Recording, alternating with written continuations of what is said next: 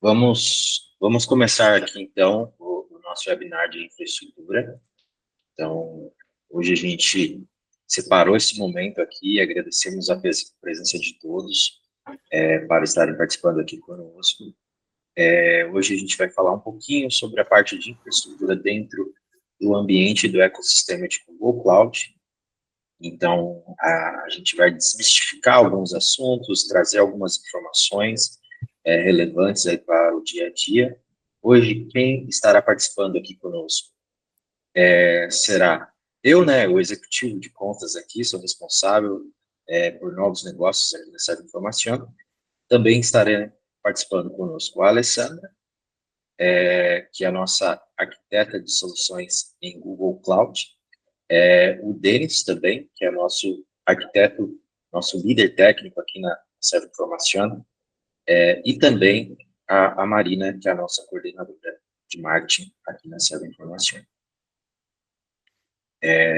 Hoje, explicar um pouquinho para vocês de quem somos, qual o nosso raio de atuação aí como empresa. A Serve Informação é um partner Google, a gente atua no mercado há mais de 25 anos. Há 15 anos estamos em parceria com o Google e dentro desses 15 anos alcançamos o nível de parceiro Premier. Parceiro Premier é o parceiro que não só atua com a liberação dos serviços do Google, mas ele também apoia o cliente no dia a dia tecnicamente, com todas as certificações e todo o amparo técnico para apoiar o cliente no dia a dia, aí, seja em qualquer solução. Hoje a gente está presente aí em todos os países da América Latina, nossa atuação ela é Latam, então esses são os principais países que a gente está presente aí com esse nível de atuação. Como eu mencionei, hoje somos um parceiro Premier, e além de sermos um parceiro Premier, somos um parceiro One Partner Google. O que é isso? É o parceiro que atua com todos os produtos e soluções Google. Então, a gente vai dentro do ecossistema de Google Cloud a todas as soluções que envolvem infraestrutura, dados, inteligência artificial. Passamos ali também pelo produto de Google Maps e também pelas ferramentas colaborativas que envolvem e-mail compartilhado, agenda compartilhada, com aquele conceito, né? Basta você ter seu usuário, você consegue executar suas tarefas e trabalhar a partir do seu usuário sempre. Tá? Além disso, temos alianças e somos parceiros de outras empresas e outras soluções em outras frentes. Hoje, somos o parceiro da América Latina com o maior nível de certificações. Então, hoje a gente tem cerca de 400 profissionais. Posso dizer que mais da metade desses 400 profissionais estão envolvidos na área técnica e as nossas certificações vão dentro de todas as frentes dentro do ecossistema de Google Cloud. Então, a gente tem certificações para a parte de location, analytics, infraestrutura, inteligência artificial, desenvolvimento, transformação e migração. Essas certificações nos amparam tecnicamente para sermos o parceiro requerido pelo Google para apoio técnico dentro dos clientes. Bom, aqui eu apresento para vocês que a gente recebeu essa semana um prêmio. O Google faz uma premiação mundial entre todos os partners que tem no mundo diversas categorias.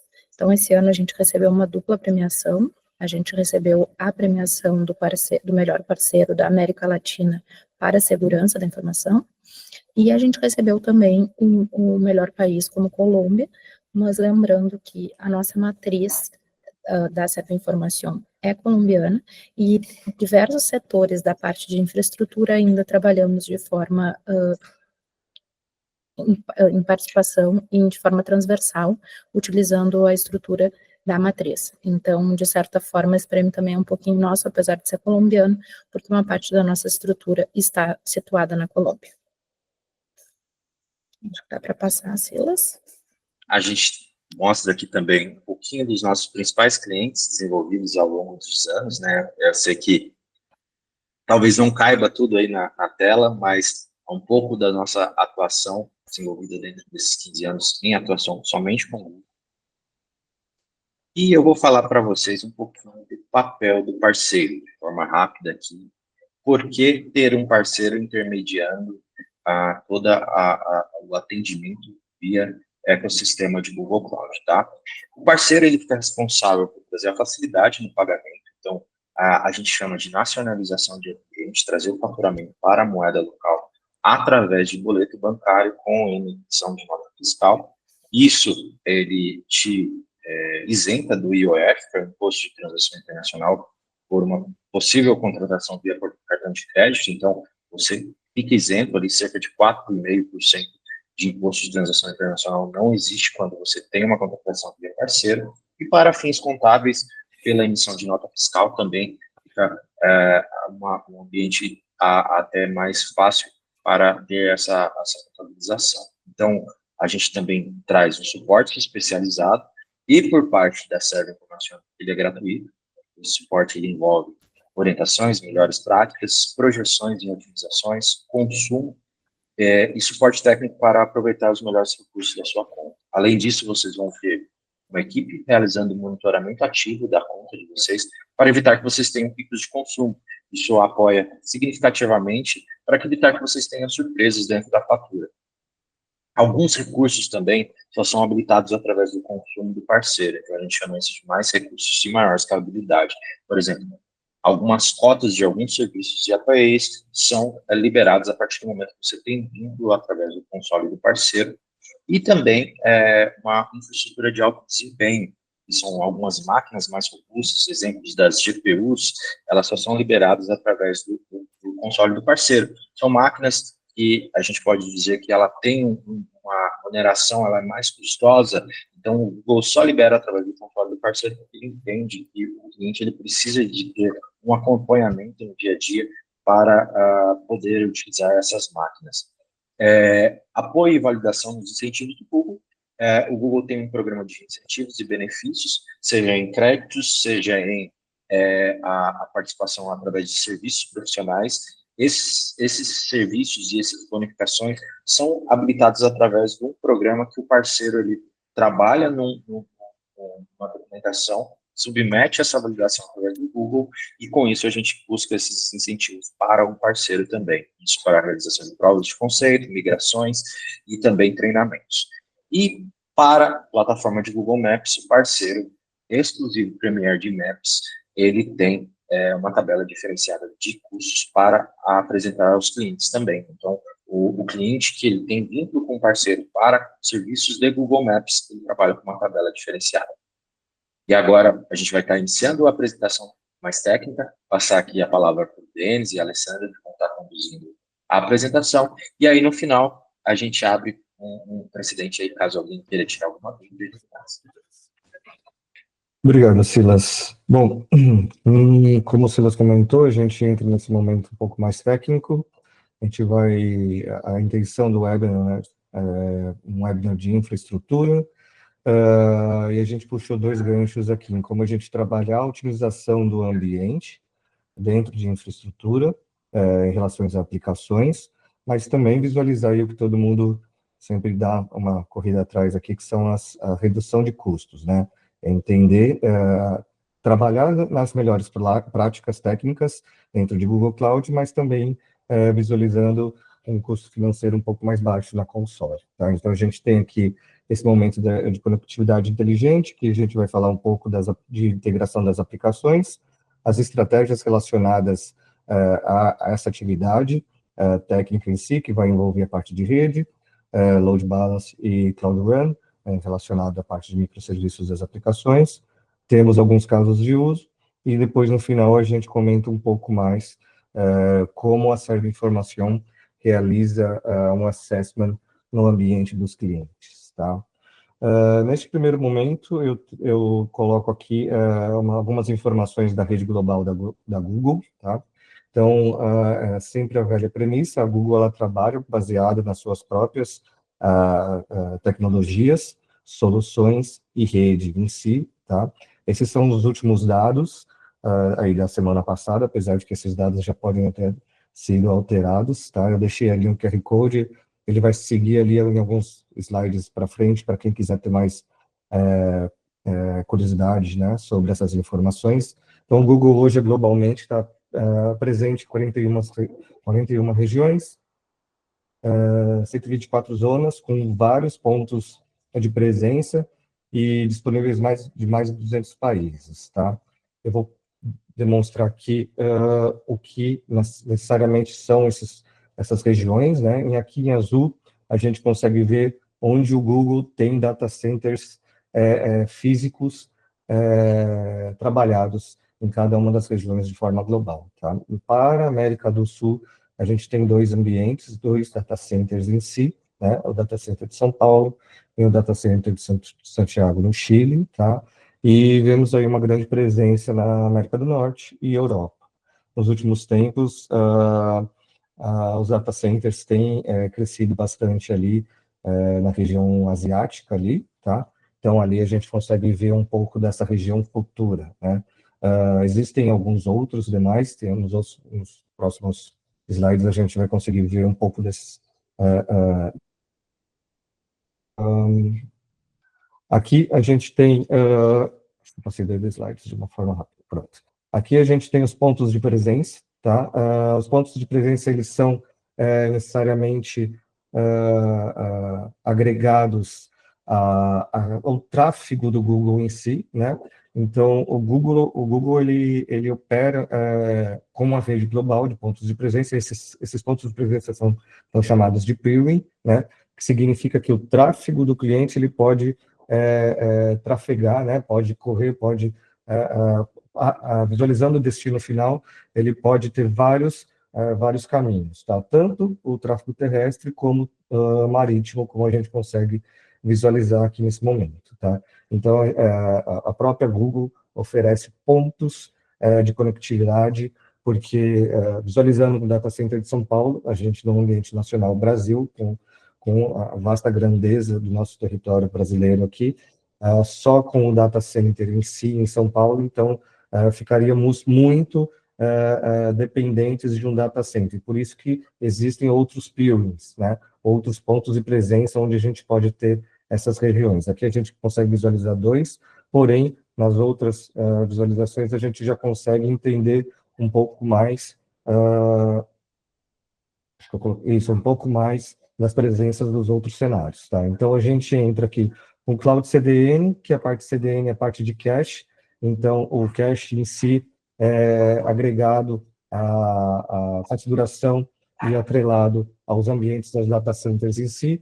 Muitos dos clientes trabalham com diversas regiões, né? As regiões, elas possuem, em média, 3 zonas, onde a gente consegue ter uma tolerância a falhas, né? E se houver uma necessidade, tanto por produto como aplicação, a gente tem essa replicação sobre o nível global. Então, o CDN em si é uma dessas soluções que tem bordas globais de regiões de tráfego e cache de dados em si, e o MISDA CDN também apresenta essa alta disponibilidade.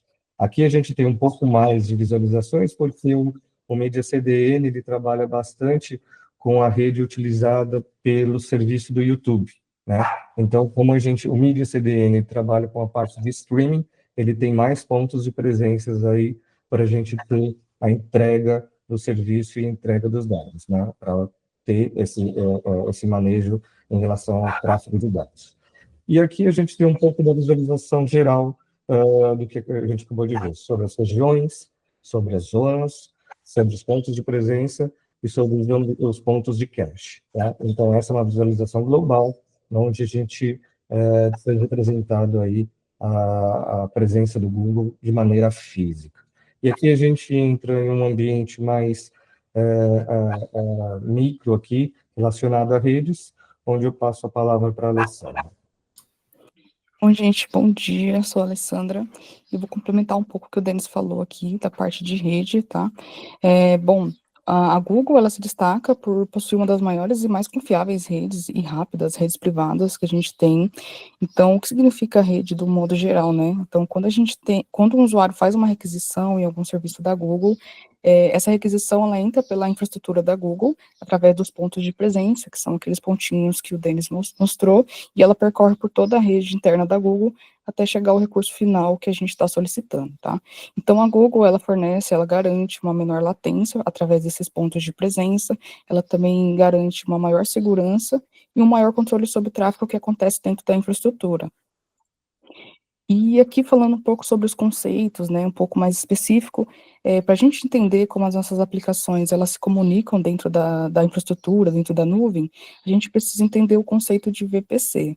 Então, a VPC, ela é como se fosse uma rede virtual privada, né, ela é uma rede virtual privada dentro do projeto da Google, e ela é dividida em sub-redes, que se espalham pelas zonas e regiões que a gente tem lá no mapa, né.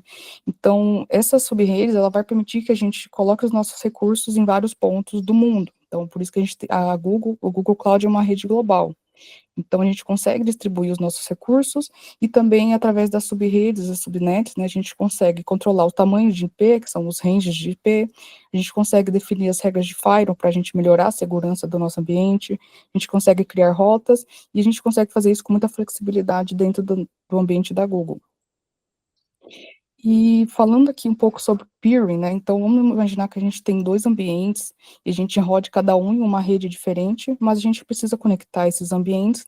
Um dos recursos que a Google fornece, que a Google tem, é o Network Peering, que é uma forma de conectar essas 2 redes privadas sem passar pela internet.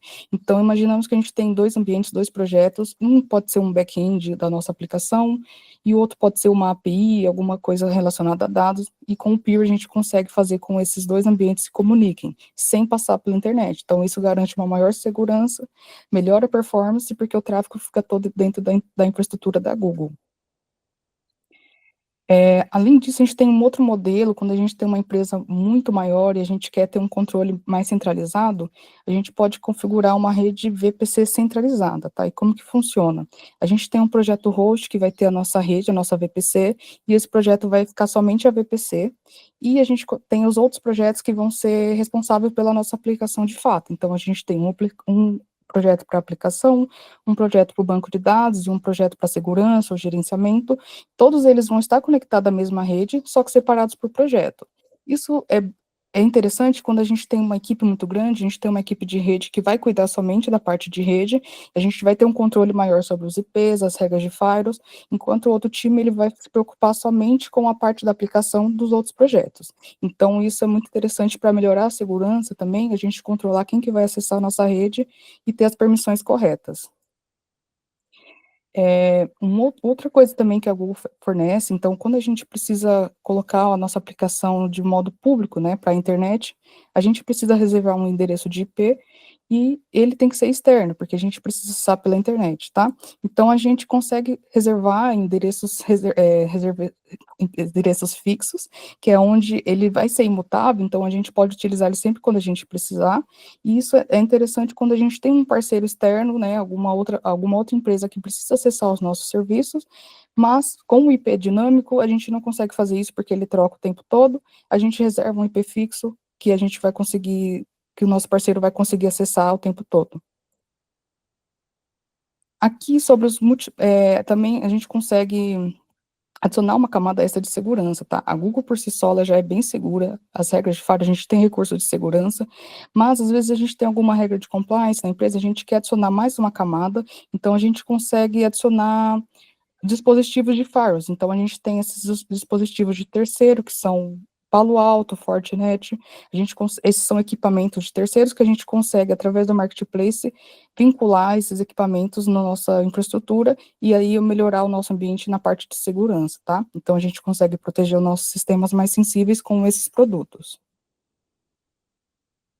E quando a gente fala de conectividade, no geral, né, a Google, ela dispõe de vários meios para a gente se conectar, tanto dentro da nuvem quanto de forma externa. Então, a gente tem primeiro o Direct Peering, que é quando a gente quer trocar o tráfego da nossa infraestrutura Google para o nosso data center, por exemplo. Então, a gente consegue criar um ponto de interconexão.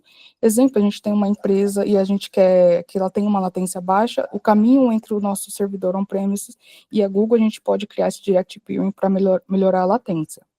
Outro modo também é o Carry Peering, que a gente é a mesma coisa, só que a gente conecta a um parceiro, por exemplo, a Vivo ou a Claro, a gente tem um contrato com esse parceiro e a gente quer melhorar a latência da nossa aplicação. Então, a gente consegue contratar junto com a Google o Carrier Peer que faz essa conexão com o nosso parceiro.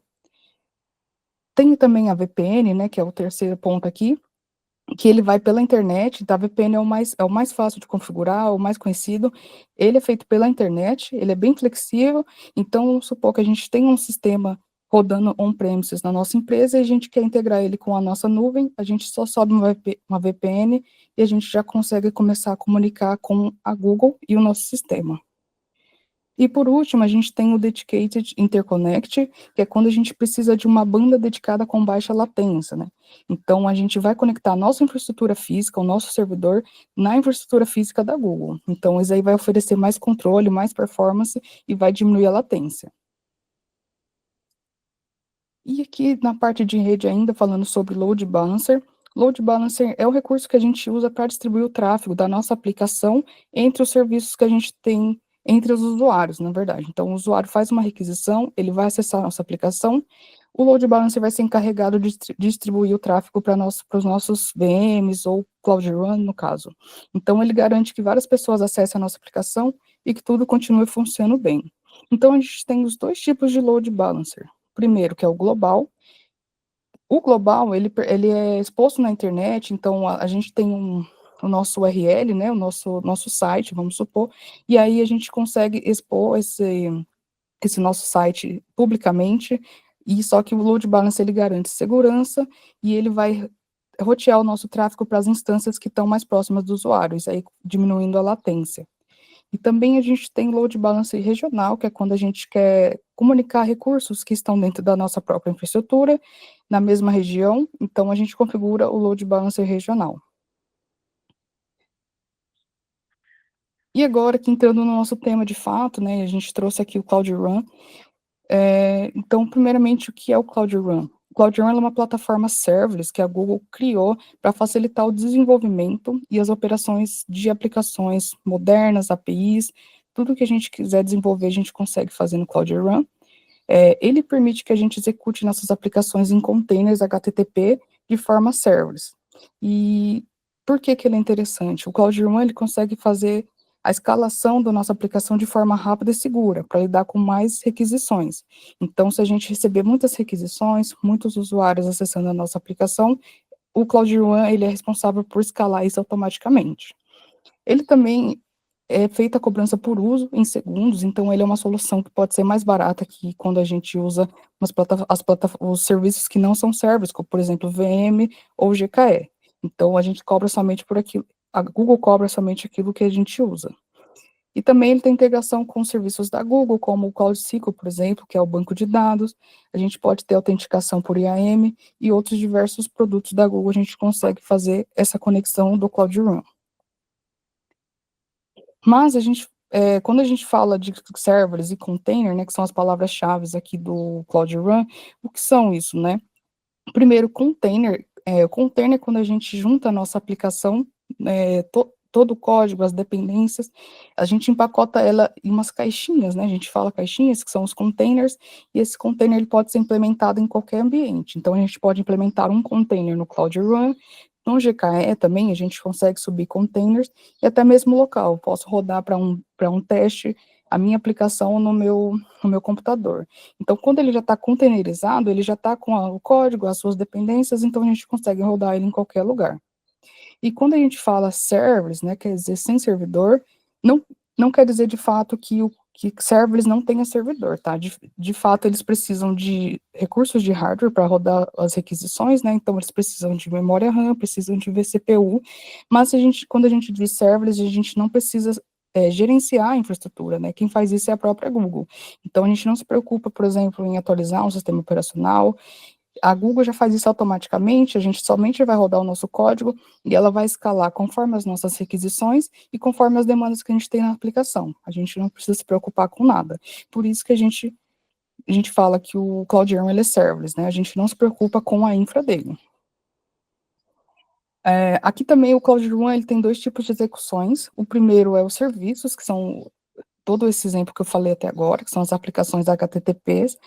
APIs, microserviços, back-ends. Então, a gente cria a nossa aplicação, ela tem um endpoint, um URL, que a gente consegue fazer as requisições e acessar ele pela internet como se fosse um site ou uma aplicação, ou um aplicativo. E a gente tem também os jobs, que são para fazer tarefas assíncronas, como os ETL, pipelines. Então, nesse caso, a gente tem um processo, que ele faz um start, né, então ele inicia esse job, ele faz algum processo e ele finaliza. O que pode ser, por exemplo, um job? A gente pode, todo dia, às 8 da manhã, refazer um código que ele vai pegar os logs da nossa aplicação e vai mandar para um BigQuery. Então, esse job ele vai fazer todo dia, esse horário que a gente configurou ali com o Cloud Scheduler, ele vai startar, vai fazer esse processamento que a gente quer e ele finaliza. Então, ele só vai rodar ali uma vez. Então, ele é somente para operações mais simples. E aí, ambos rodam em containers e escalam automaticamente, sendo os serviços aplicações que rodam que precisam de requisições e respostas, e os jobs sendo somente para processos que vão ser feitos ali de forma mais rápida. E aí, sobre os recursos que a gente tem no Cloud Run. Quando a gente sobe a nossa aplicação, o próprio Cloud Run ele já disponibiliza para a gente um endpoint HTTPS, que a gente já consegue acessar ele, e a gente também consegue configurar o domínio da nossa empresa, que é ali o nome da nossa empresa.com.br. Então, a gente já recebe esse endpoint, ele já é configurado com os certificados TLS, que são gerenciados automaticamente pelo Google. Certificado TLS nada mais é que aquela segurança, aquele cadeadinho que aparece nos sites, nos navegadores, mostrando que essa aplicação, ela tem um certificado, ela é segura. Então, isso já resolve muita coisa no deploy. A gente já, subindo a nossa aplicação, ele já está ali rodando porque a gente não precisa se preocupar. Claro, a gente pode configurar os domínios quando a gente precisar, mas, de fato, o Cloud Run ele já fornece para a gente um endpoint. Além disso, a gente consegue gerenciar as revisões, então, revisão nada mais é que um novo deploy que a gente faz, e quando eu falo deploy, a gente implementar a nossa aplicação. Então, a cada deploy que a gente faz, ele cria uma nova revisão, então a gente pode distribuir o tráfego entre as revisões que a gente pode também reverter para uma revisão anterior, caso dê algum problema, isso de forma bem simples e bem rápido para fazer. O Cloud Run também suporta vários tipos de linguagem, todas as linguagens que dá para ser containerizadas, que dá para a gente impactar em containers, o Cloud Run ele suporta. Então, entre elas Python, Node.js, Go, Java, PHP, entre outras. Parte de segurança, o Cloud Run tem o HTTPS, né, que eu já comentei que é aquele cadeadinho, então já é uma segurança integrada com o Cloud Run, uma segurança nativa, só que a gente tem outros produtos que a gente pode integrar com o Cloud Run, que, por exemplo, o Cloud IAP. O Cloud IAP é um produto da Google que a gente faz, que ele funciona como um proxy, e somente usuários que têm permissões e são autenticados conseguem acessar a nossa aplicação. Isso é interessante quando a gente tem ambientes que somente administradores podem acessar numa aplicação, por exemplo. E sobre os modelos de preço. O Cloud Run ele tem 2 modelos de preço, que é baseado em requisição. Então, quando a gente usa esse modelo de preço, a gente só vai pagar quando tem uma requisição de fato na nossa aplicação. Então, a gente sobe uma aplicação, quando chega uma requisição, ele vai subir uma máquina virtual, né, digamos assim, com memória RAM e com CPU, ele vai processar aquela requisição e depois ele vai matar essa máquina. Então, você só vai pagar por esse tempo que houve a requisição. Mas, se a gente precisar que a nossa aplicação fique o tempo todo com uma instância, né, para receber as requisições mais rapidamente, então a gente tem um modelo baseado em instância, que é ideal para cenários que a gente precisa das instâncias prontas, com o CPU alocado o tempo todo. Então, por exemplo, a gente quer evitar o cold start, que está ali na parte das vantagens, mas já falando dele, quando a gente quer evitar o cold start, que é esse tempo que ele vai subir uma instância para processar a requisição, a gente consegue deixar já uma instância configurada para ele receber a requisição e processar ela de forma mais rápida. E aqui, falando sobre as vantagens, né, então a gente tem a escalabilidade, que é todo esse processo que eu falei de subir para mais instâncias, quando a gente tem mais requisições, então a gente pode escalar conforme as nossas requisições, a nossa demanda da nossa aplicação, a gente pode escalar, inclusive, para zero. Então, para zero seria quando o nosso modelo é baseado em requisição. Quando nossa aplicação está escalada para zero, a gente não está pagando pelo processamento. A nossa aplicação está funcionando, só que a gente só vai pagar quando tiver uma requisição ou algum acesso na nossa aplicação. E aí, essa escalabilidade é para zero e para o infinito, baseado nas requisições que a gente tem. A possibilidade de evitar o cold start, que foi aquilo que eu comentei, desse tempo para subir uma máquina.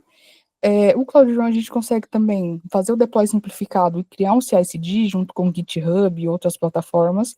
Ele tem integração nativa com os recursos da Google e a gente não precisa gerenciar a infra. Então, essas são as vantagens de usar o Cloud Run. E aqui eu trouxe os casos de uso mais comum do Cloud Run. O primeiro deles são a API REST, que a gente pode criar uma API que seria, por exemplo, catálogo de produtos, login de usuários ou algum sistema de reservas. Depois a gente tem microserviços. Então, microserviços nada mais é que a gente dividir a nossa aplicação em partes pequenas, em partes independentes. Então, a gente tem o código e a aplicação que vai rodar o pedido de um e-commerce, por exemplo, outro que vai rodar ali a parte de estoque, outro que vai rodar os pagamentos. Então, eles estão cada um em um container separado. Se por acaso a parte de pedidos acabar tendo algum problema, cair, a aplicação inteira, o resto, a parte de estoque, de pagamento, continua funcionando. Então, esse é o conceito de microserviço. Webhooks, que são quando a gente integra com plataformas de notificações, por exemplo, o Mercado Pago, PagSeguro, ouvir mensagens do Slack, então a gente consegue também fazer essa integração. E por último, quando a gente quer utilizar o Cloud Run como um back-end, então um aplicativo de delivery, um aplicativo de saúde, a gente pode criar a nossa aplicação, o nosso back-end e rodar ali no Cloud Run. E agora a parte de conectividade, tá? O que é conectividade? Toda aplicação, ela precisa se conectar em alguma coisa, tá? Porque quando a gente sobe a nossa aplicação no Cloud Run, ela não está ali isolada, a gente precisa acessar, às vezes, um banco de dados, ou os usuários precisam acessar. Então, ela precisa receber as requisições de usuários e sistemas externos, consultar os bancos de dados e caches, acessar APIs internas também, ou integrar com serviços de terceiros. Então, como eu falei, a aplicação ela não fica isolada, ela precisa se comunicar com algum meio. Mas para isso a gente tem dois tipos de conectividade. Então, primeiro, a conectividade pública. É quando o Cloud Run ele precisa ser acessado diretamente pela internet. Então, é casos quando a gente tem uma aplicação web, integração com terceiros. Então, a gente tem a internet, o nosso usuário ou a gente vai acessar o Cloud Run através de um IP público, através do domínio, que seria a URL. Então, como eu tinha falado, né, o Cloud Run, ele já disponibiliza para a gente um certificado TLS, né, e também o HTTPS, que é o cadeadinho. Então, esse URL, ele é público. Então, se eu tenho uma aplicação e eu mandar o URL aqui, todo mundo vai conseguir acessar. E aí, com isso, a gente consegue também controlar o acesso com autenticação e políticas de segurança. As camadas de segurança que a gente tem nessa conectividade pública, junto com o load balancer, né, que eu esqueci de mencionar, mas a gente faz essa conexão junto com o load balancer, a gente pode implementar o Cloud Armor, que vai proteger a nossa aplicação contra ataques DDoS, a gente consegue restringir IPs que a gente gostaria, e também restringir que a nossa aplicação seja acessada em outros países, por exemplo. Então, o Cloud Armor, ele faz tudo isso. O Cloud IAP, que eu já comentei, que ele faz a autenticação do usuário que tenha uma permissão direta ali no console, e JWT, que são certificados, que são tokens gerados na hora que a gente faz um acesso na nossa aplicação. Então, a conectividade pública, ela acontece através do load balancer. Aqui eu trouxe um exemplo de uma arquitetura. Então, a gente tem aqui um usuário acessando a nossa aplicação, ele vai acessar um URL que está disponibilizado e configurado ali com o Load Balancer, e o Load Balancer vai mandar a nossa requisição aqui para o nosso Cloud Run. E aí eu coloquei um exemplo quando a gente tem um painel de administrador na nossa aplicação, e a pessoa que vai acessar esse painel, ela precisa de uma autenticação a mais. Então, ela coloca o IAP, a pessoa precisa de uma permissão. Se ela tiver permissão, a Google vai liberar a pessoa a fazer a requisição nessa rota admin, e também vai chegar na nossa aplicação. Essa arquitetura tem essas camadas de segurança que eu comentei, o Cloud IAP, o Cloud Armor, e também a gente pode colocar regras de firewall, no caso. Depois a gente entra na conectividade interna. A conectividade interna é quando a gente precisa acessar os recursos dentro da própria rede da Google, e que são recursos que não têm IP público. O que seria um recurso sem IP público? Então, por exemplo, a gente tem um banco de dados e a gente não quer que ele fique acessível através de um IP público. Porque se a gente tem um IP público, de certa forma, a gente está correndo um risco de uma tentativa de invasão. Então, o nosso banco de dados precisa de um IP privado para ele ficar lá certinho, somente acessando pela nossa aplicação. Então, o Cloud Run precisa acessar esse banco de dados, ou até um outro Cloud Run, então isso vai acontecer a conectividade interna, que é a conexão entre os recursos da Google dentro da própria infraestrutura da Google. E aí, nesse caso, quando a gente precisa conectar, né, eu trouxe aqui duas formas que a gente faz essa conexão. Então, a primeira é utilizando o Serverless VPC Connector. O Serverless VPC Connector é um serviço da Google que ele faz a ponte entre o Cloud Run e a nossa VPC. Então, ele vai fazer com que o Cloud Run acesse diretamente aos recursos que tem o Serverless conectado. Porque, nativamente, o Cloud Run e o Cloud SQL, por exemplo, que são recursos da Google, eles não se comunicam internamente, somente se tivesse IP público. Mas como não tem, nativamente, a gente não quer um IP público no nosso banco de dados, então a gente configura essa VPC Connector, que vai fazer essa ponte, ele não envia o tráfego pela internet, então toda essa comunicação entre o banco de dados e o Cloud Run, ele ocorre internamente pela própria infraestrutura da Google. E esse VPC Connector, ele é uma instância gerenciada que fica dentro da nossa VPC. Então, ele tem um certo custo. Então, para a gente fazer essa comunicação, ele meio que sobe uma instância ali gerenciada, a gente não vê nada, ele faz isso por debaixo do pano, e aí ele faz essa ponte entre o Cloud Run e a VPC. Ele proporciona uma menor latência, e a gente precisa configurar regras de firewalls para a gente permitir essa conexão.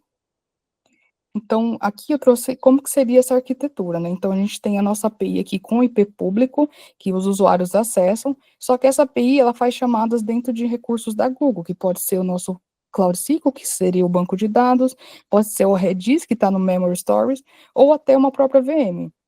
A nossa API precisa de puxar dados desses recursos. Nativamente, se a gente não tivesse a VPC Access Connector, a gente não conseguiria. Então, a gente coloca ele aqui como intermediário, que vai fazer essa conexão entre o Cloud Run e os nossos serviços. E aí, pensando nesse caso, a gente tem um outro caso que a gente consegue fazer isso, que seria eliminando o VPC Access Connector. E aí, como a gente falou bastante de redução de custo, essa estratégia você não vai precisar ter o Service Connector, porque a gente não vai pagar, porque ele precisa ser pago. Então, a gente vai fazer a conexão saindo direto pela VPC. Então, no Cloud Run, a gente tem uma configuração que a gente consegue fazer com que o tráfego que tem nesse Cloud Run, na minha aplicação, ele passe pela VPC, que é a nossa rede. Então, ele vai ser totalmente pela VPC, não vai precisar de um conector, então ele não vai ter essa instância gerenciada que a gente paga. Ele também tem uma menor latência e também a gente consegue fazer configurações de regras de firewall. Então, vamos pensar num ambiente mais interno, né? Então, a gente tem as duas APIs dentro da nossa infraestrutura, uma API de relatórios, então, que vai gerar um dashboard, gráficos, e a gente tem uma outra API que vai centralizar informações ali de clientes, né? Então, para a gente conectar, a gente consegue passar vou até passar aqui, a gente consegue passar essa nossa aplicação pela subnet, né, pela VPC, ela vai passar por uma subrede e ela vai conseguir conectar na nossa outra API. Então, aí ela vai fazer a comunicação direto pela VPC. Então, a gente não precisa de um conector e a gente faz esse acesso direto na própria infraestrutura. Tá. Deixa eu ver. Então, aqui, como falei aqui da parte de conexão, a gente tem as duas conectividades. No caso, a com a serverless e a pela VPC, elas vão funcionar da mesma forma, tá? Então, a primeira, que eu falei com o VPC Access, ela vai precisar do conector, e a outra já não precisa, mas ambos vão conseguir fazer a conexão entre os dois serviços. E aqui, para finalizar, eu trouxe aqui um demo que eu gostaria de mostrar um pouco o Cloud Run, e eu posso trocar minha tela aqui? Vamos minimizar aqui, eu tiro o pin dessa aqui, e a gente pode fazer o stop também. Pode compartilhar e eu paro por aqui.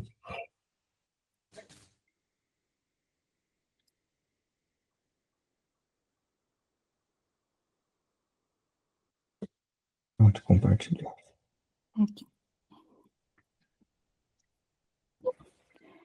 Tá, eu vou só mostrar aqui rapidamente, né, como que a gente, falando do Cloud Run, como que ele é fácil e simples da gente fazer um deploy, tá? A gente não vai ter tempo para mostrar toda uma conexão com outros serviços, mas aqui só para a gente entender. Quando a gente quer ter a nossa aplicação, a gente vai ter um arquivo aqui, eu crio um arquivo em Python, e no caso ele tem uma rota aqui, que seria somente para a gente ver o nosso aplicativo, o nosso, entre aspas, né, ele respondendo. E quando eu falei na parte de containerização, é aqui que a gente faz, com o Dockerfile, a gente coloca aqui todas as dependências da nossa aplicação e a gente roda, quando a gente rodar, ele vai empacotar tudo. Então, para a gente rodar aqui, basicamente, eu rodo um comando, que é o Google gcloud build submits, -tag. Aqui ele está passando o endereço do Artifact Registry, que é onde a gente armazena os nossos repositórios com imagens Docker, tá? Que são essas imagens de container.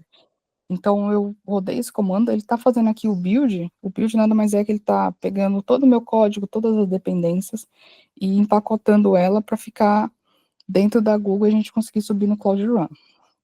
Esse processo aqui, ele é um pouco demorado, mas aqui, quando a gente vem no nosso console, e a gente vem aqui no Artifact Registry, eu não comentei desse recurso aqui nos slides, mas ele é um recurso que ele é um repositório, então a gente armazena as nossas imagens aqui.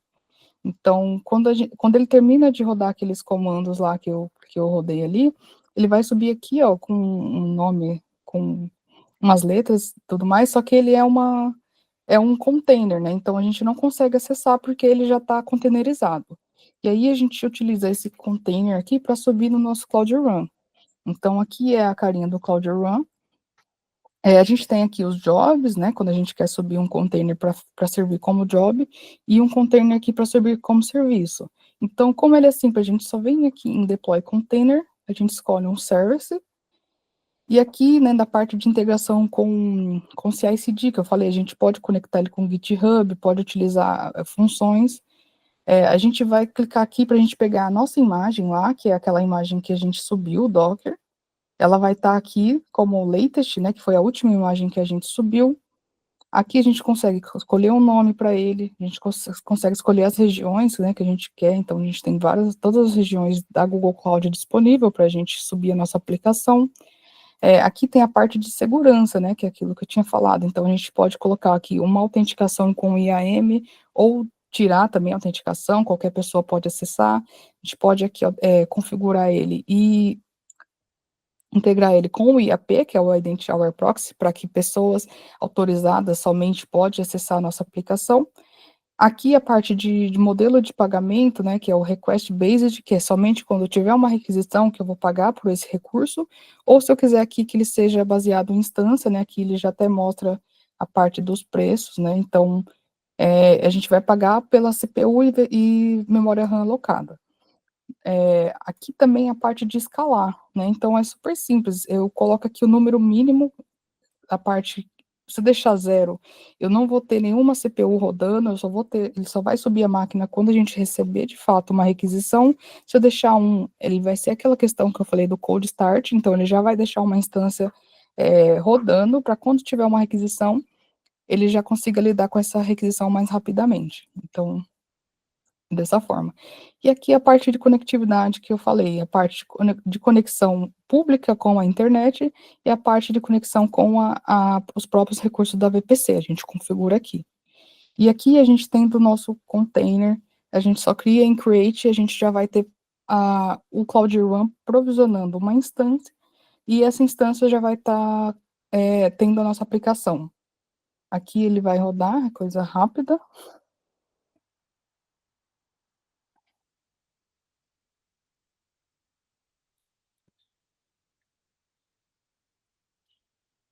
Ó, então ele já ficou verdinho aqui, quer dizer que ele já subiu a nossa aplicação.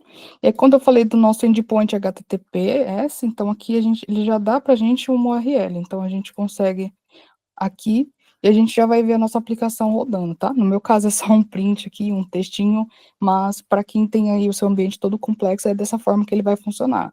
Então, é isso. Se alguém quiser acessar aí, só para ver, tá aí a URL. esse é o Cloud Run e eu acho que é muito interessante, assim, para a gente reduzir custos, né? Porque ele tem um custo menor que um GKE, por exemplo, a gente consegue fazer os nossos microserviços aqui, consegue colocar o modelo de preço por request, então a gente só vai pagar quando a gente tiver requisição, e é um serviço totalmente completo, gerenciado, a gente não se preocupa com a infra, e é um produto interessante aí da Google. É isso. Maravilha, Helene. Obrigado. Eu vou voltar a compartilhar a documentação. Baseado em toda essa explicação técnica que a Alessandra colocou aqui para a gente, eu vou colocar 3 casos de uso que temos globalmente aqui com a Google, né? Então, dispensa apresentações a partir do Carrefour. Então, dentre vários projetos, né, em várias frentes que o Carrefour tem globalmente, né? Uma dessas frentes baseadas em serviços e aplicações, a gente tem até um comentário, né, um testemunho, digamos assim, sobre a parte da implementação. Nesse momento aqui, o Carrefour, com essa entrega de serviços baseada em aplicações de plataforma e aplicações mobile, utilizou bastante o momento do Cloud Run e essas conectividades relacionadas à publicação dos serviços em si, né? Assim como a Alessandra colocou. Então, com esse processo bem estruturado, né, obviamente pelo tamanho, pela robustez que o Carrefour tem sobre os seus serviços, né, esse processo, essa migração para dentro de Google Cloud levou um certo tempo, mas com isso, de forma significativa, a gente, né, o Carrefour teve uma redução de 40% nos custos operacionais relacionados à parte de infraestrutura, tá? Estabilidade, mantendo a estabilidade da aplicação, a performance foi aprimorada, obviamente, pelos serviços e pelo processo de publicação dos serviços, e isso também ajudou ao momento do marketing, né? Então, às vezes a gente pensa que só o processo de infraestrutura para redução de custos tende a funcionar de uma maneira no back-office, né? Dentro da empresa, mas isso, obviamente, pode atingir outros momentos aí, como a gente tem o momento de marketing. Aqui a gente tem o caso da Danone também, não precisamos de apresentações de maneira global, por isso tem alguns comentários aqui em inglês. Foi uma implementação de um e-commerce, tá? Baseados em alguns serviços dentro de Google Cloud e através de integrações com APIs também relacionados a GKE Kubernetes e Cloud Run. Então, para esse momento trabalhado nas aplicações, nos serviços em Cloud Run e Kubernetes, teve uma maior escalabilidade sobre o serviço, flexibilidade de maneira global, né? Esse ponto, o segundo ponto aqui, um ponto importante, permitiu essa adaptação às necessidades do mercado ao qual a Danone queria expor de maneira global, e isso, como eu comentei agora também, no back-office, trouxe alguns insights para dentro da Danone, entendendo a parte do seu mercado. No momento, novamente, a parte de infraestrutura, respaldando ali a parte de negócios. E aqui, do Le Monde, né, eu acredito que todos conheçam também, a gente já entra aqui com o momento do load balance. Também a gente tem um processo baseado em aplicações, com serviços e instâncias em si, né, mas a gente tem aí uma atuação majoritária, como exemplo aqui, do load balance como tráfego de dados, né. Então, isso otimizou a experiência do usuário em relação aos acessos às informações, teve menor carga, obviamente, devido à distribuição correta devido às aplicações, serviços, até chegar ao usuário final, desde do back-end interno, das aplicações internas, até o usuário final, e teve um melhor gerenciamento sobre os picos de escalabilidade dos serviços em si, tá? Então, de maneira bem sucinta aqui nesses 3 casos, tudo que a gente apresentou, eles podem ser aplicados dentro dos serviços de uma dessas empresas, de cada uma das empresas de vocês, das empresas em geral, mesmo em momento que não estejam dentro de Google Cloud, a gente pode trazer, já otimizando esse tipo de serviço para a melhoria do ambiente, tá? Aqui eu deixei o QR Code, Ele passou em alguns outros slides, mas cada um desses casos, tá? Como vai ser divulgado, depois a gente pode passar os links em si, mas esses são os momentos dos casos de uso. E sobre esse serviço, como a gente entender cada um desses cenários em si, a gente tem o processo do assessment, né? Que a gente comentou anteriormente. Entender o ambiente para essa otimização, chegando a um grau de serviço otimizado, como a gente acabou de ver, tanto parte técnica como os casos de uso. E aqui eu passo ao Silas para realizar essa breve apresentação sobre o assessment em si que nós da série de informação colaboramos. Muito obrigado, Denis. Voltando aqui, falando um pouquinho sobre o assessment, como o Denis mencionou, né? O assessment, ele tem 3 pilares que a gente identifica como principais aí para a gente fazer a avaliação do ambiente do cliente, que é a otimização de custos, a modernização de aplicações e o compliance, né? Então, hoje a gente ouve falar muito sobre redução de custos, né, de clientes que a gente tem atuado, e acho que grande parte dessas reduções de custos a gente consegue promover com otimizações de ambiente. Às vezes o cliente está com o ambiente ali superestimado, utilizando algumas ferramentas que são mais onerosas, não tem necessidade de estar utilizando naquele momento, podem ser instaladas conforme cresce o ambiente, né? Então, o primeiro pilar aí que a gente faz dentro de um assessment é realmente buscar essa otimização de custos, consequentemente, buscando a modernização de aplicações para trazer melhorias em relação à parte de performance também, né?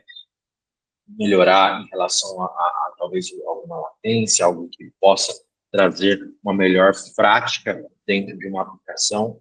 Então, isso também é um dos pilares que a gente considera durante a realização do assessment, e também atender a parte de compliance, né, análise de risco, implementação de soluções de segurança e conformidade com relação à parte da frente de negócios.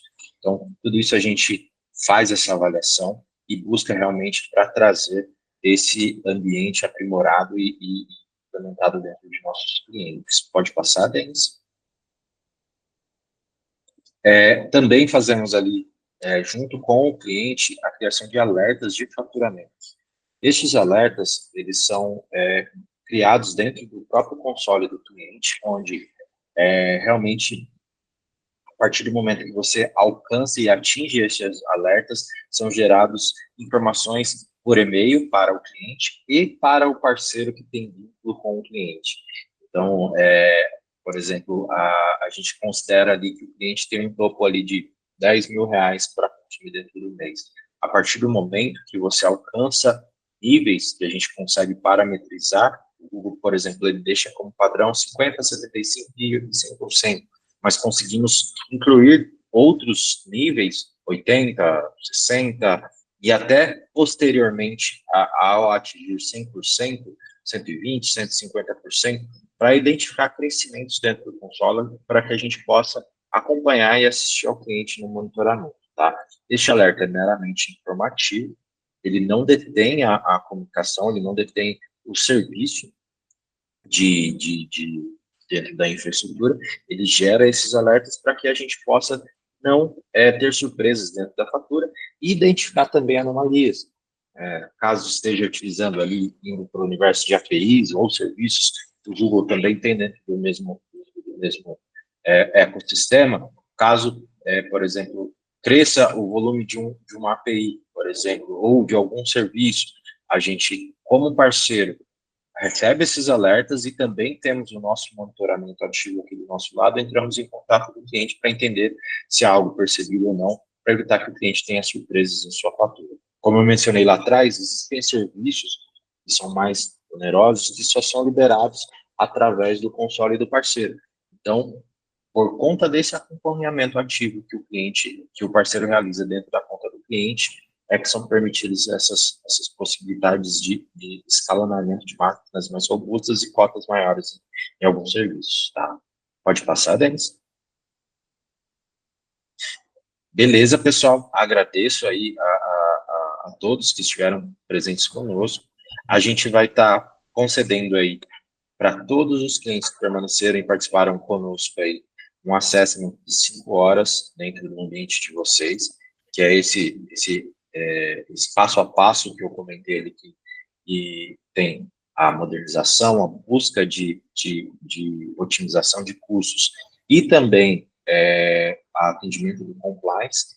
Então, a gente vai entrar em contato com todos que estiveram aqui dentro dessa meeting, entender como está o ambiente de vocês, apresentar um pouquinho mais de detalhe, aí vocês vão ter oportunidade também de conversar com os nossos engenheiros, mas aí a gente abre agora um pouquinho no final, caso alguém tenha alguma pergunta, algo para questionar, ou queira levantar alguma informação, a gente está aqui à disposição, a gente vai deixar aqui aberto por alguns minutos, mas a gente entra em contato com vocês também. Aproveito dizer que essa meeting ela vai permanecer gravada e esse link vai ser compartilhado posteriormente em nossas redes sociais.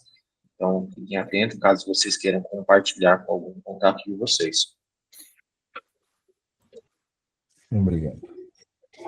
Bom, gente, agradecemos então a participação de vocês. Nos colocamos à disposição, como o Silas já adiantou. E muito obrigada pela participação. Até a próxima.